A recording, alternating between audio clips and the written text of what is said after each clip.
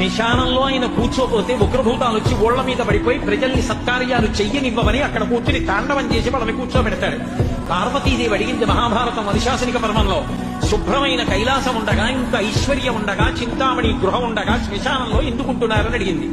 అడిగితే ఆయన చెప్పాడు, పార్వతి బతికున్న నాళ్లు అన్ని చోట్లకి వెడతారు, ఏమీ తోచట్లేదు, శ్మశానానికి వెళ్ళొద్దామని ఎవరు రారు పార్వతి.